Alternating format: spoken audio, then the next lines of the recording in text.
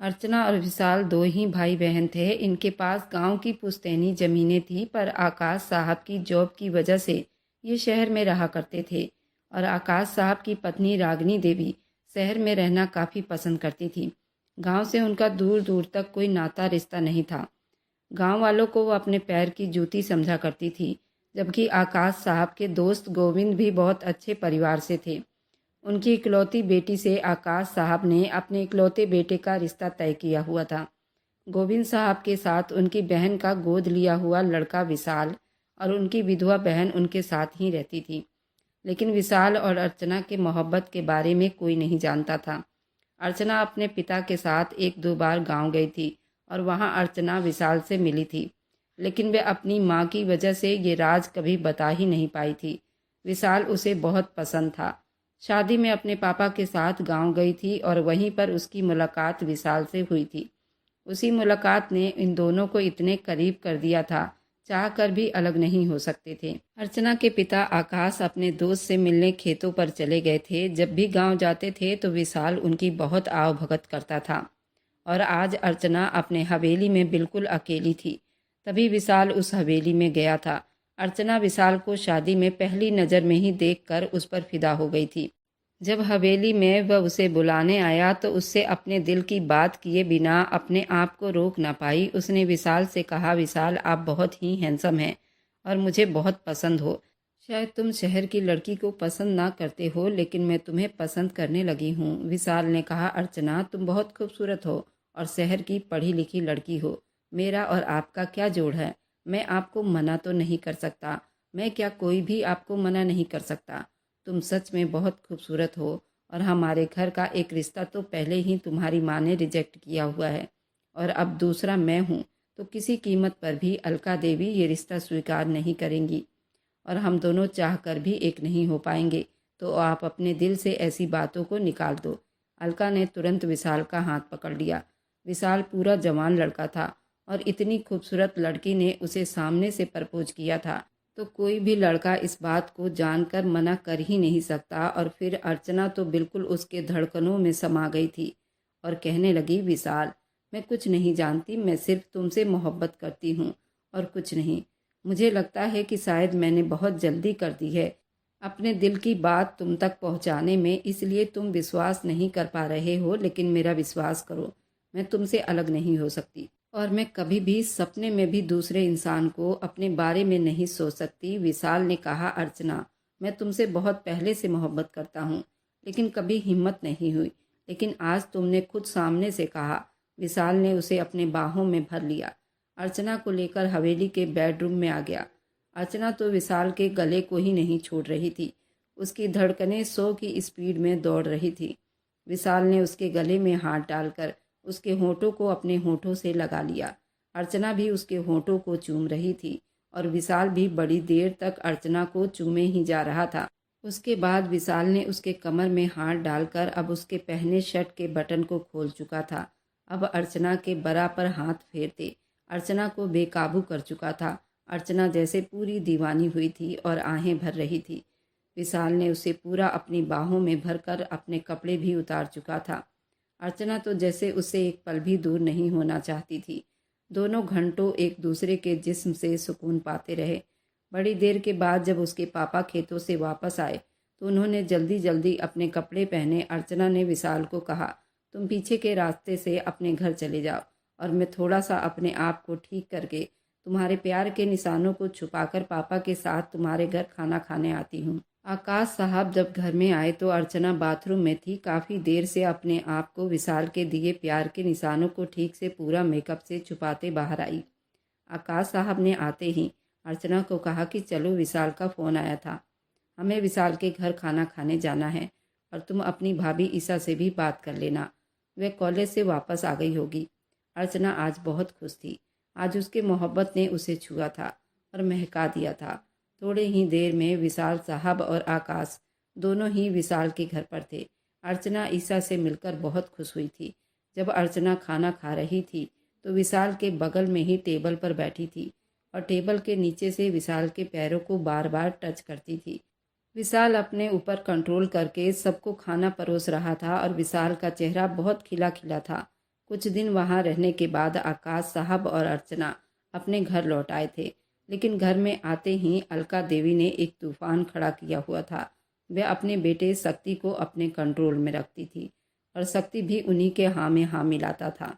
माँ, मैं ऐसे किसी जाहिल गंवार लड़की से शादी करके अपनी ज़िंदगी खराब नहीं कर सकता। वह सारी ज़िंदगी देहात में रहकर पली बड़ी है, मेरे स्टैंडर्ड की कैसे हो सकती है? मैं शहर के हाई क्लास सोसाइटी में रहने वाला पढ़ा लिखा एक पुलिस ऑफिसर, मेरा एक अलग मकाम है, मेरा नाम है। उस कम अकल लड़की के साथ मैं कैसे सरवाइव करूंगा? वो मेरे लिए कितनी सही होगी? लोगों के सामने जब मैं उसके साथ बाहर निकलूंगा, किसी के सामने जाऊंगा, लोग हंसेंगे मुझ पर, कहेंगे ये देखो एक अफसर की पत्नी बिल्कुल गंवार है, उसे कोई और लड़की नहीं मिली इस पूरी दुनिया में, क्या वही एक लड़की रह गई है मेरी जीवन साथी बनने के लिए? गुस्से से भरा बोले जा रहा था। मैं अब क्या कहूँ बेटा, अब मुझे तो एहसास है तुम्हारी फीलिंग और रेपुटेशन की, लेकिन तुम्हारे पापा को ये बात कोई समझाएगा? उनके दिमाग पर तो बस अपने गांव के दोस्त की बेटी के लिए उनका प्यार जाग उठा है। वह तुम्हारे लिए अपनी दोस्त की बेटी सुषमा को पसंद करते हैं और मुझे वह लड़की जहर लगती है। मैंने तो हमेशा तुम्हारे लिए अपने स्कूल फ्रेंड वंदना की बेटी ईसा परफेक्ट लगती है। शक्ति, तुम्हें ईसा कैसी लगती है? मैं ईसा से तुम्हारी शादी करवाना चाहती हूँ, तुम्हारा क्या ख्याल है उसके बारे में? सीधे शब्दों में अपने जिगर के टुकड़े को वह अपनी बात समझा गई, जिससे उसके चेहरे पर एक मुस्कुराहट के रंग आ गए। आई नो मॉम, आप हमेशा बिना कहे मेरे पसंद नापसंद सब जान जाती हैं, लेकिन पापा क्या ईसा के लिए मान जाएंगे?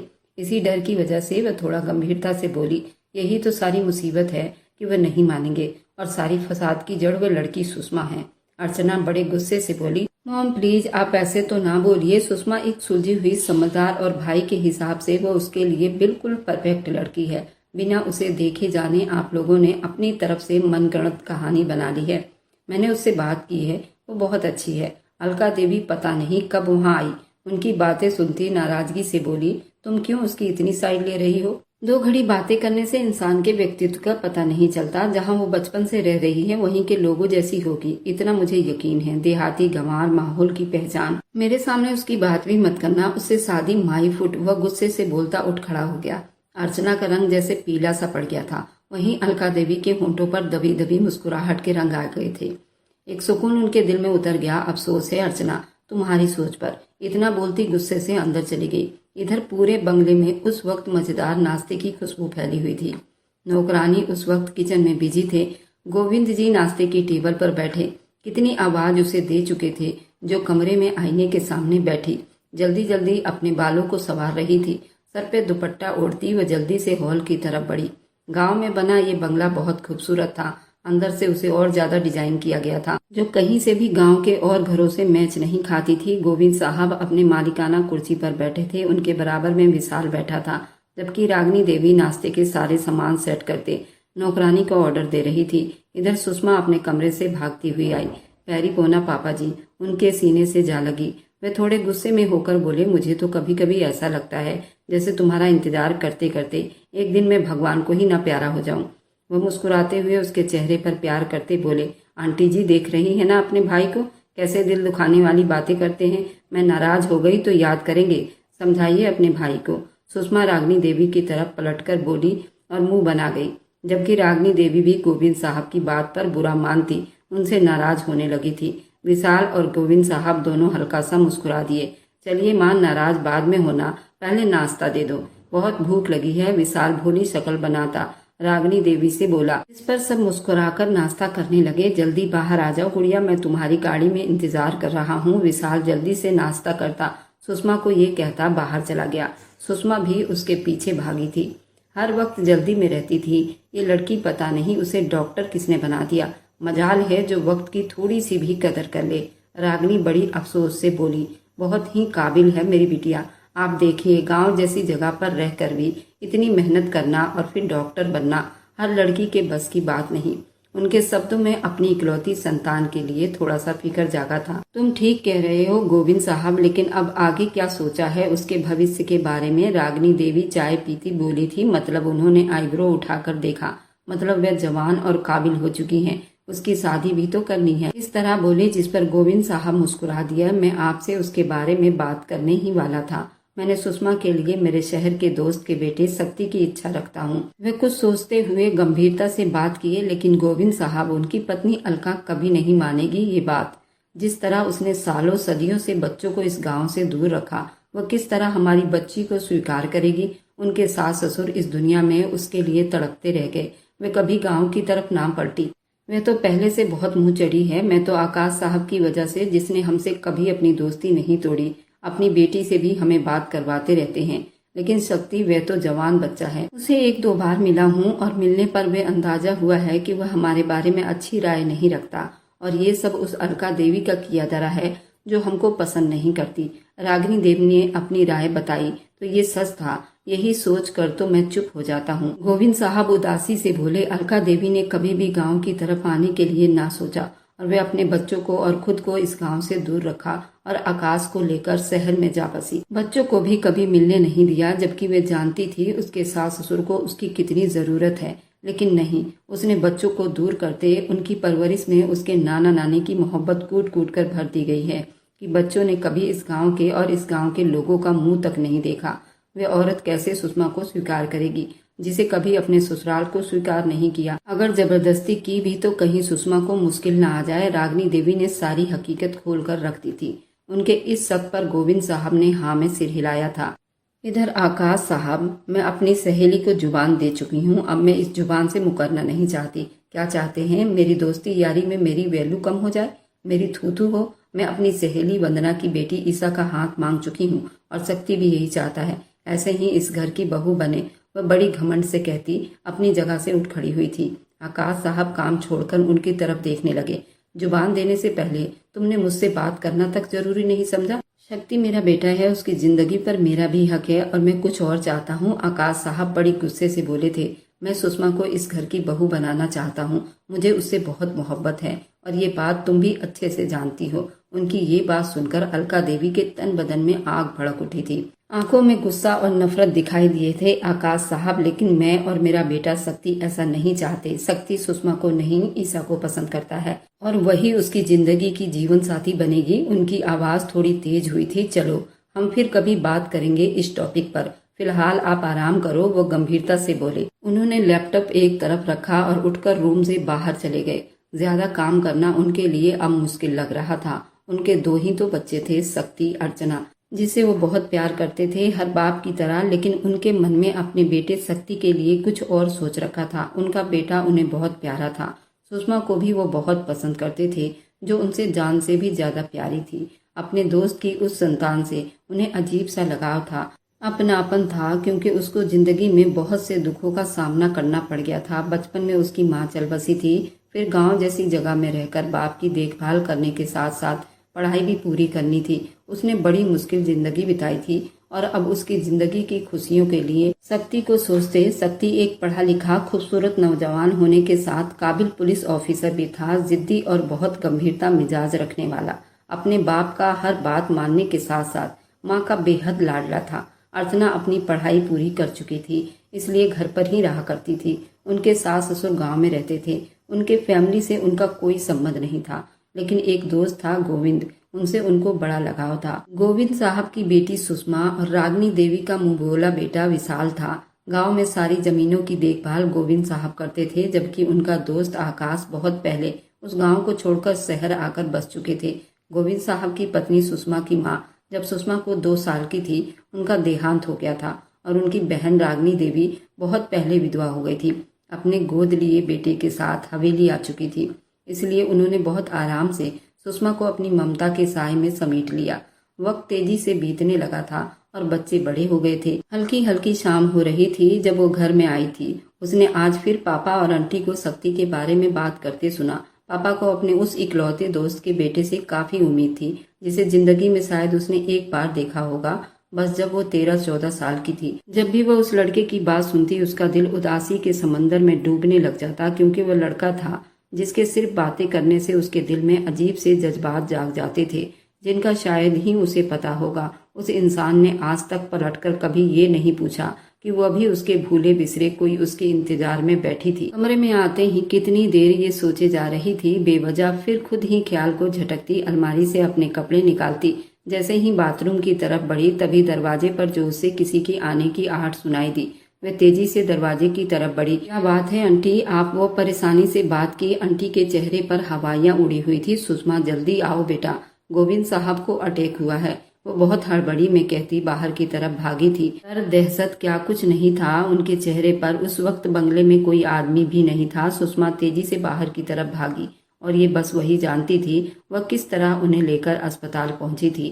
ठीक 1 घंटे के बाद वह अस्पताल के कॉरिडोर में सर हाथों में पकड़े बस चुप से आंसू बहाए जा रही थी। विशाल को फोन कर उसने वहीं अस्पताल में बुलवा लिया था। क्या हो रहा था, क्या करना था, उसे कुछ पता ही नहीं था।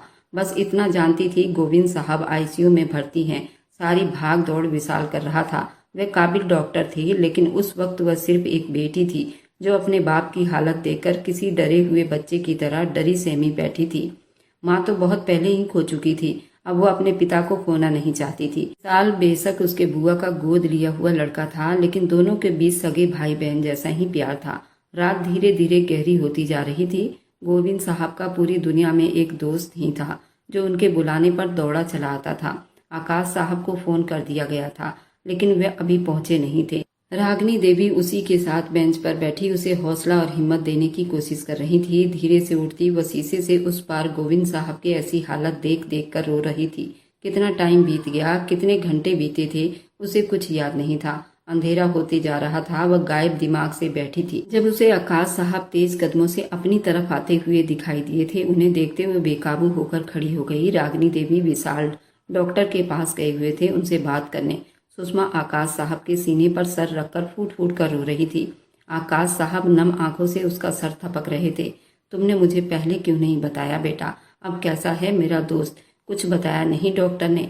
आकाश साहब उससे अलग होते अब विशाल से पूछ रहे थे। सुषमा उनसे दूर हुई तो उनके बगल में खड़े उनके बेटे पर उसकी निगाह पड़ी थी तो वे दंग रह गई थी। ऐसे रिश्ते सच में पानी के बहाव की तरह होता है। वह भी अपने अंकल की मोहब्बत में खिंचा चला आया था। हर बार की तरह आंटी नहीं आई थी। शक्ति ने कोई बात नहीं की, न उनसे न उससे अपनी पहचान करवानी जरूरी समझी। बस एक नजर देखा, चुप से बैठ गया। अलका देवी नहीं आई। रागिनी देवी ने आकाश साहब से पूछा। असल में उसके मायके में कोई फंक्शन था, उसे अटेंड करना था, इसलिए आकाश साहब थोड़ा शर्मिंदा होते बोले, तुम्हारे दोस्त के जान से ज्यादा उसके लिए फंक्शन जरूरी है? अफसोस हुआ सुनकर। उसे ऐसे वक्त में यहाँ होना चाहिए था। रागिनी अफसोस से सर हिलाती कह रही थी। उनके साथ बैठी आंटी के ना आने का बहुत दुख हुआ था। उनकी आपस की बातें सुनकर दिल और भी वीरान हो गया था। सुबह के करीब गोविंद साहब खतरे से बाहर हो गए थे। हर तरफ रोशनी फैल गई थी। वह खुश थी, बेहद खुश। गोविंद साहब का हाथ अपने हाथों में लेकर बैठी। वह कितनी ही देर रोती रही। आकाश साहब ने उसे और विशाल को घर भेज दिया। अस्पताल से थकी हुई थी। घर आते वह अपने कमरे में चली गई। सुबह जब उसकी आंख खुली तो दिन का 1 बज रहा था। जल्दी हॉस्पिटल के लिए निकल गई, जाकर अपनी आंटी और शहर से आए अंकल को घर भेज सके। विशाल उसके साथ ही था। गोविंद साहब को प्राइवेट रूम में शिफ्ट कर दिया गया था। शहर से आए अंकल और आंटी, गोविंद साहब, यहाँ तक कि शक्ति भी वहाँ बिल्कुल चुप बैठे थे। शक्ति अभी तक वहीं था, वह गया नहीं था। उसे हैरानी हुई। कुछ ही घंटे में गोविंद साहब बूढ़े और कमजोर से लगने लगे थे। हार्ट अटैक क्यों हुआ था? जरूर उसके पीछे कोई बहुत बड़ी वजह रही होगी। शायद वह किसी बात को लेकर बहुत ज्यादा परेशान थे, लेकिन क्या? वह परेशानी क्या थी? उन सारी बातों को लेकर वे सोच रही थी और फिर हुआ जिसका उसने कभी सपने में भी नहीं सोचा था। शक्ति से शादी पल में उसकी जिंदगी बदली थी। शक्ति की गहरी चुप्पी, उन सब का यहाँ रुकना, पापा के चेहरे की खुशी, वह सब समझने लगी। उसके पापा उसे लेकर परेशान थे। इस सोच ने जैसे उसके दिल पर पत्थर रख दिए। वह रोना चाहती थी, यहाँ से भागकर जाना चाहती थी, लेकिन ऐसा नहीं कर सकी।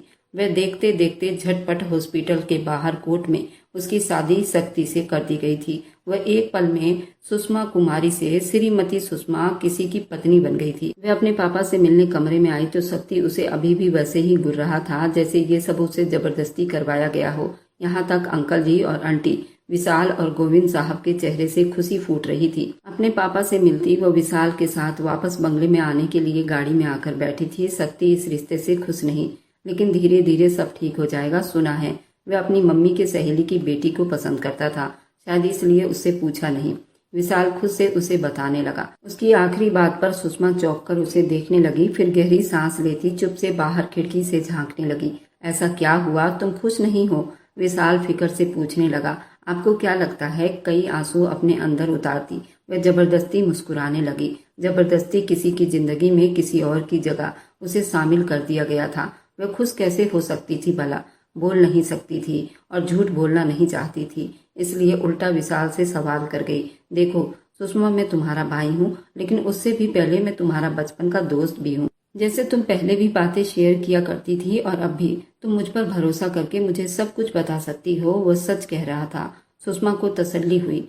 उसने मुस्कुराकर विशाल की तरफ देखा। भाई, शक्ति के दिल में हमेशा इस गांव के लिए और हमारे लिए नफरत ही पैदा की है आंटी ने। वह अभी भी हमसे नफरत करता है और तुम देखना, वह हमेशा मुझसे नफरत ही करेगा। ये रिश्ता कभी कामयाब नहीं होगा। सब्र करने के बावजूद उसने आंसू बहा दिए थे। सब ठीक हो जाएगा। अगर ऐसी बात होती तो गोविंद अंकल की तबीयत का सुनकर वे अस्पताल में शहर से इतनी जल्दी ना आ जाते। विशाल ने बड़ी बारीकी से बताया, आंटी कभी मुझे अपनी बहू स्वीकार नहीं करेगी। वह ये रिश्ता जरूर तोड़ने की कोशिश करेंगी। और प्लीज अब ये मत कह देना कि शक्ति के साथ कोई जबरदस्ती नहीं की गई थी। वे अब घर पहुंच चुके थे। तुम्हारी हर बात मानता हूँ, लेकिन अब और ज्यादा शक्ति तुमसे दूर नहीं रह सकता, क्योंकि आकाश अंकल अपनी फैमिली के साथ हमेशा के लिए अपने गांव आ रहे हैं। वह एक एक शब्द पर जोर देता बोला। उसकी बात सुनती सुषमा हैरानी से उसे देखने लगी। और रही बात शक्ति की, तो तुम उसकी नफरत को मोहब्बत में बदल दोगी, क्योंकि तुम एक बहादुर लड़की हो। इतनी आसानी से हार नहीं मानोगी। विशाल को इतना भरोसा था उस पर जितना उसे खुद पर भी नहीं था। एक छोटी सी उम्मीद कहीं उसके दिल में जाग गई थी। कुछ दिनों में गोविंद साहब भी अस्पताल से घर आ गए थे। और हम सब हैं तुम्हारे साथ। इस जंग में तुम्हारा मैं पूरा साथ दूंगा। वह सारी सोचों को झटक कर अपने कमरे की तरफ बढ़ गई। एक आफत थी जो अलका देवी पर रात को आकाश और शक्ति के घर आने के बाद उन पर टूटने वाली थी, और वे था शक्ति और सुषमा की शादी, जो उनके मना करने के बाद भी सुषमा से कर दिया गया था, जिसे वह सख्त नफरत करती थी। वो पूरे घर में गुस्से से चक्कर काट रही थी, जबकि शक्ति और आकाश साहब बिल्कुल तसल्ली में दिखाई दे रहे थे। अर्चना दिल ही दिल में बहुत खुश थी, क्योंकि उसके प्यारे भाई का उस ईसा नाम की बला से जान छूट गई थी। आपने इतना बड़ा फैसला मुझसे बिना पूछे मेरे ना रहते हुए कर लिया। आपको मेरा जरा सा भी ख्याल नहीं आया कि आपकी धर्मपत्नी अपने बेटे की शादी में शामिल नहीं है। मैं उसकी माँ हूँ, उसकी राय लेनी भी जरूरी नहीं समझी, और जो दिल में आया कर लिया। वह बहुत गुस्से से हाथ पैर पटक कर बोल रही थी। आवाज उस फ्लैट से बाहर जा रही थी। आकाश साहब ने एक नजर उन्हें देखा, फिर लेट गए। आप अच्छे से जानते थे मैं अपनी सहेली की लड़की से शक्ति की शादी पक्की कर चुकी थी, फिर भी आपने इस अनपढ़ गंवार बेवकूफ लड़की से मेरे बेटे की शादी कर दी। मैं और शक्ति, हम दोनों उस लड़की को पसंद नहीं करते। वह गुस्से और नफरत में डूबे हुए शब्दों में कह रही थी। वह उस वक्त सब कुछ भूल गई थी। पति का लिहाज करना, उनकी इज्जत करना उसे बिल्कुल भी याद नहीं था। सिर्फ अपनी सहेली से किया हुआ वादा याद रह गया था। और मैंने भी तो कहा था कि मैं सुषमा बेटी को अपने घर की बहू बनाना चाहता हूँ। मुझे वह शक्ति की दुल्हन के रूप में पसंद है और कोई अनपढ़ जाहिल नहीं है। आकाश साहब बहुत गुस्से से बोले। उनके शब्द अलका देवी को जैसे तलवार जैसे लगी थी। वह एक गंवार लड़की है, मैं उसे बहू के रूप में कभी स्वीकार नहीं कर सकती। अलका देवी ने बहुत ही बदतमीजी से चिल्लाकर कहा था, बस बहुत हुआ, अब चुप। तुमने बहुत अपनी मर्जी कर ली, जो दिल आया वो किया। मेरी बेटी अर्चना का रिश्ता भी अपनी मर्जी से जोड़ दिया। मैंने कुछ नहीं किया। तुमने मुझे मेरे अपने ही गांव से, अपने परिवार से दूर रखा। मेरे बच्चों तक के दिल में तुमने उस गांव और गांव के लोगों के लिए नफरत पैदा कर दी। वह उनसे मिलते तक नहीं, उनसे बात तक नहीं करते। तुमने उनके दिल में सिर्फ अपने मायके की मोहब्बत डाली है। मैं फिर भी चुप रहा, कभी तुमसे कोई शिकायत नहीं की। लेकिन आज अगर मैंने अपनी खुशी के लिए ये फैसला किया तो तुम्हें इतनी प्रॉब्लम हो गई क्यों? आकाश साहब ये सारी बातें अब बर्दाश्त से बाहर हो गई थी। तभी वो भी चिल्लाते हुए उठे थे। अलका देवी बिल्कुल सहम कर डर गई थी। अपने पति के गुस्से से भरा ये रूप आज उन्होंने पहली बार देखा था। मैंने फैसला कर लिया है, हम सब उस गांव में जाकर ही बसेंगे। उस गांव में मेरा सब कुछ वैसा का वैसा ही है। आकाश साहब ने दो टूक अंदाज में कहा, लेकिन आपकी जॉब का क्या होगा? वे अपने बेटे शक्ति की जॉब भी उसी गांव के पुलिस स्टेशन में ही करवा दिया है। वे अपनी जुबान सूखे होठों पर फेरते बड़ी मुश्किल से कह पाए थे, मैंने अपने शहर के जॉब से रिजाइन कर दिया है। अब फैसला कर लिया है कि अब अपने गांव की जमीनों पर ही अपना कारोबार करूंगा। आकाश साहब उस वक्त बहुत गुस्सा नजर आ रहे थे। अलका को घूरते सब कुछ बोल रहे थे। अलका की रंगत पीली पड़ गई थी।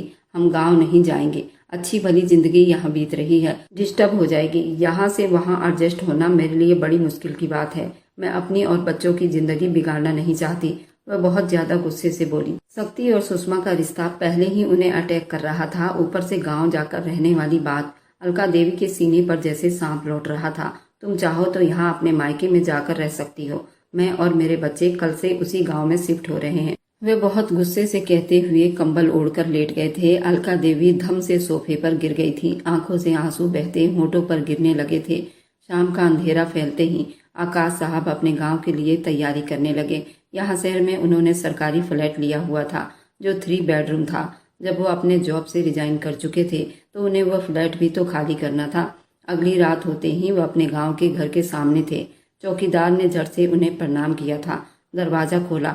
गांव के लोग उन्हें देखते बहुत खुश हुए। दरवाजे पर गांव के कुछ लोग जमा हुए थे, उनका स्वागत करने आए थे। वहां पर सिवाय सुषमा के बाकी सब खुश थे। अलका देवी का गांव आकर गुस्से से पारा हाई हो गया था। इधर जिस कमरे में सुषमा सो रही थी वहां एक नौकरानी आकर उसे जगाने लगी। मैडम जी उठ जाइए, आपको बड़े साहब बुला रहे हैं, मेहमान आ चुके हैं। एक नौकरानी वहां आती उसे जगाती हुई बोली। वह हड़बड़ाकर उठती, कमरे से बाहर आती, सीधा ड्राइंग रूम में आ गई जहां सब मेहमान बैठे थे। सबसे मिलने के बाद वह एक तरफ जाकर बैठ गई। आकाश साहब, शक्ति नहीं आया तुम लोगों के साथ? आंटी ने उसके दिल की बात कर दी। उसकी चुप्पी जिस निगाहों को ढूंढ रही थी। वह शायद नहीं आया था, इस वक्त जॉब पर है, रात को ही आएगा। आकाश साहब का जवाब सुनकर वह धीरे से उठती किचन में चली आई जहां मेहमानों के लिए अलग अलग पकवान तैयार किए गए थे।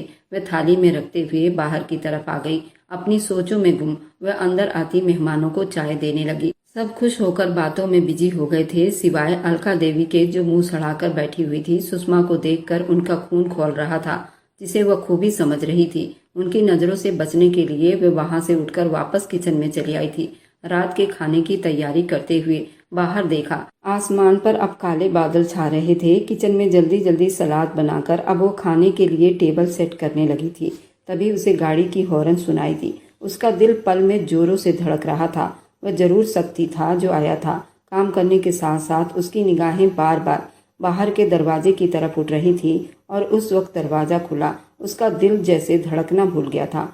आंटी भी आवाज सुनती आंगन में चली आई थी। अंदर आने वाले आदमी का बड़ी जोरदार तरीके से स्वागत किया गया था। सुषमा तो उसे देखकर अपनी जगह से जम सी गई थी। वह नजरों की ताक खुद पर महसूस करता। शक्ति आंटी से मिलते जैसे पलटा। उसकी नजर सुषमा से चार हुई। सुषमा ने गड़बड़ाकर जल्दी से नजरों को घुमाते अपने काम में लगी। उस वक्त वह अफसर के फुल वर्दी में था। वह बहुत ज्यादा हैंडसम लग रहा था और डैशिंग लग रहा था। उसकी पर्सनालिटी बहुत शानदार लग रही थी, उसे सबसे अलग बना रही थी। तभी सब खाने के लिए वह आने लगे।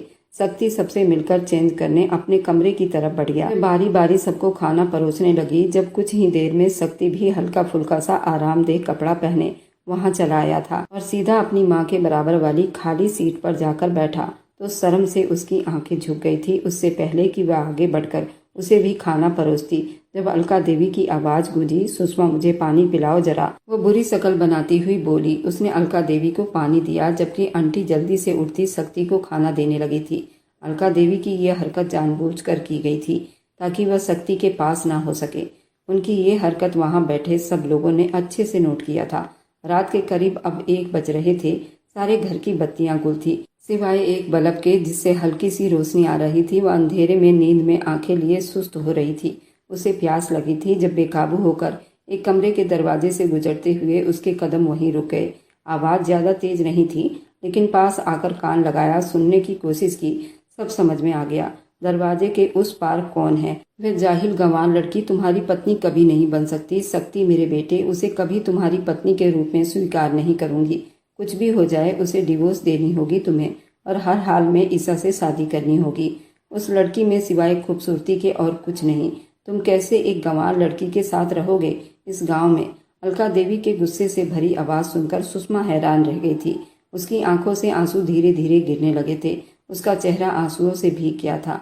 वह उससे नफरत करती थी और वे शक्ति और उसके रिश्ते को कभी स्वीकार नहीं कर सकती थी। उन्हें प्यार के मंजिल तक जाता नहीं देख सकती थी। इससे पहले कि वह लड़खड़ाते कदमों से वापस पड़ती तभी अचानक कमरे का दरवाजा खुला। तेजी से बाहर निकलने वाला शक्ति उससे टकरा गया। इससे पहले कि वह गिरती शक्ति ने उसे कमर से पकड़कर संभाल लिया। माफी चाहती हूँ, मैं यहाँ से जा रही थी। अपनी भीगी आंखों को दुख से साफ करती उसके सामने से निकलकर जाने लगी। पल में शक्ति के दिल को जैसे कुछ हुआ था। कुछ लाइट ही जला लेती, अगर अंधेरे में गिर जाती तो। शक्ति के शब्दों में पता नहीं क्यों उसे नरमी का एहसास हुआ। शायद उसको गलत फहमी हुई थी। अंदर लगी चोट भर जाती है शक्ति साहब, आत्मा पर लगे जख्म नहीं भरते। मैं इतने ही नफरत के लायक नहीं और ना मैं इतनी बुरी हूँ। आपने क्यों मुझसे शादी की? आप तो मर्द थे ना, मना करने का हिम्मत रख सकते थे। फिर मुझ जैसी जाहिल लड़की को क्यों अपनी जिंदगी में शामिल कर बैठे? शक्ति ने उसकी आंखों में आंसू ढलकते देखा। एक एक शब्द बोल गई थी। वहां पर ठहरी नहीं।